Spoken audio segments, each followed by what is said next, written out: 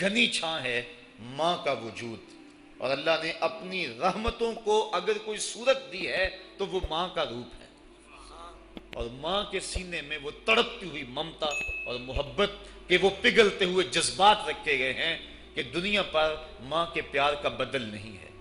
میں کہا کرتا ہوں آج کوئی شے بھی خریدنے نکلیں تو آپ وثوق سے نہیں کہہ سکتے یہ خالص ہے، ہر شے 2 نمبر دستیاب ہے، ہر شے میں ملاوٹ ہے، لیکن ایک چیز آج بھی ملاوٹ سے پاک ہے اور وہ ماں کا پیار ہے۔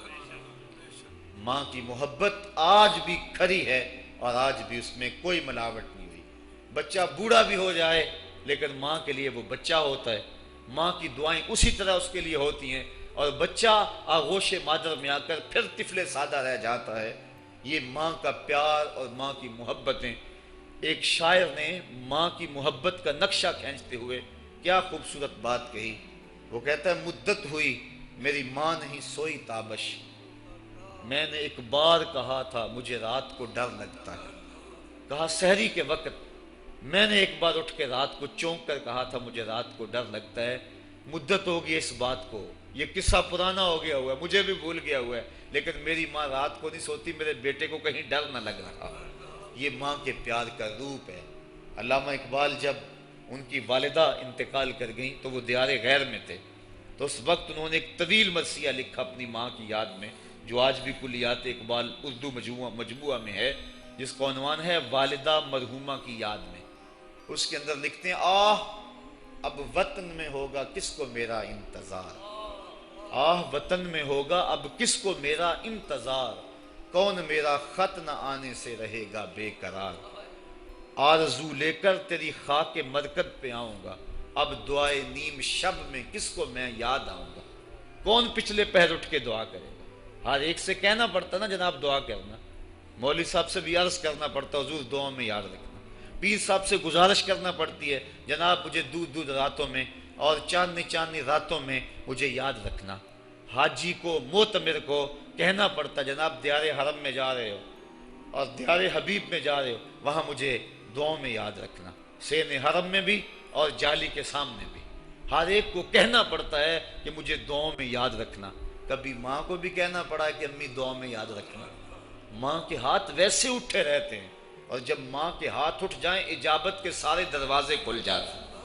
میں نے پڑھا کتب حدیث میں جو دعائیں رد نہیں ہوتی ان میں سے ایک ماں کی دعا ہے، جب ماں ہاتھ اٹھا دے تو جنت کے سارے دروازے کھل جاتے ہیں، اور یہ لازمی نہیں ہے کہ ماں رابعہ بصریہ ہو تو پھر ہی اس کی دعا قبول ہوتی ہے۔ اپلے تھاپتی ہوئی ماں اور لیپا پوتی کرتی ہوئی ماں جو ہے وہ مٹی سے بھرے ہوئے ہاتھ اٹھا دے تو اللہ ان ہاتھوں کو بھی خالی نہیں موڑتا۔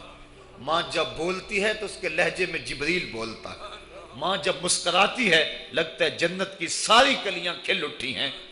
ماں کے چہرے کی رونق اور ماں کے چہرے کی جو ہے وہ خوشی بیٹے کے دل کو حقیقی قرار اور حقیقی تسکین دیتی ہے۔ جو ٹھنڈ ماں کے ساتھ نصیب ہوتی ہے وہ کائنات میں کسی اور جگہ پہ نہیں ہے، جو گھنا سایہ ماں کے دامن میں ہے وہ کسی اور جگہ میسر نہیں ہو سکتا ہے۔ وہ کیا کہا تھا کسی نے کہ 5 سٹار ہوٹلوں میں کھانا کھانے میں وہ لذت کہاں جو چولہے پر بیٹھ کے ماں کے ہاتھوں سے پکی ہوئی چپاتیاں کھانے میں آتا ہے۔ عالی جناب حضرت صاحب کیا کیا اسٹیٹ سیکرٹری نام لیتے ہیں، لیکن وہ لطف کہاں جو ماں اوئے ببلو اوئے پپو اور اوئے مٹھو کہہ کے پکارتی ہے۔ جو مٹھاس ان لفظوں کے اندر ہے وہ بڑے اور بھاری اور بھرکم الفاظ اور خطابات کے اندر کہاں ہے۔ اونچی کرسی پہ بیٹھنے کا وہ لطف نہیں ہے جو ماں کے قدموں میں بیٹھنے کا ہے۔ اللہ نے ماں کے روپ کے اندر ایک محبت اور ایک الفتوں کا ایک ایسا دریا دیا ہے کہ جس کے اندر انسان جب جاتا ہے تو اس کے دکھوں کے سارے میل دھل جاتے ہیں اور وہ بالکل آسودہ ہو جاتا ہے۔ یہ ماں کا روپ ہے، یہ ماں کا پیار ہے۔ تو حضور سے بھی پوچھا گیا من ابرو، حضور میں سب سے زیادہ کس کے ساتھ حسن سلوک کروں، یہ حضور سے سوال کیا گیا، تو میرے آقا کریم نے فرمایا امکت، اپنی ماں کے ساتھ۔ تو اس نے پھر دوبارہ سوال کیا، پھر حضور نے فرمایا کہ اپنی ماں کے ساتھ۔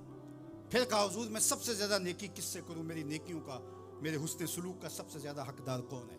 تو آقا کریم نے فرمایا امکت، تیری ماں۔ تو پھر اس نے چوتھی مرتبہ کہا تو حضور نے فرمایا تیرا باپ۔ تو 3 مرتبہ حضور نے ماں کا ذکر کیا. علماء نے یہاں لکھا کہ والد اولاد کی تربیت کرنے کے لیے مشقت سہتا ہے, کمائی کرتا ہے, یہ ایک مرحلہ ہے اس کا. ماں 9 ماہ تک اس کو اپنے پیٹ میں رکھتی ہے, ایک مرحلہ یہ. پھر ولادت کا دوسرا مرحلہ, زچہ بچہ دونوں کے لیے موت و حیات کی کشمکش ہے. اور تیسرا مرحلہ اس کی تربیت کا, جس کا باپ شامل ہوتا ہے. تو ماں کے 3 حق بیان کیے اور باپ کا ایک حق بیان کیا. مجھے بتاؤ, وہ ماں اور وہ باپ جو اولاد کو اپنی آنکھوں کا تارا اور نور نظر کہتی ہے, کیا اس کے حق ساری زندگی بھی کوئی لگا رہے تو ادا کر سکتا ہے؟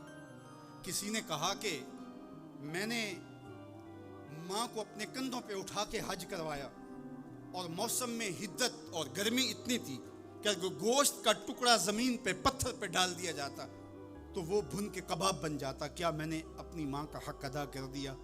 کہا تیری ولادت کے وقت جو اس نے تکلیف سہی, اس تکلیف کے ایک جھٹکے کا حق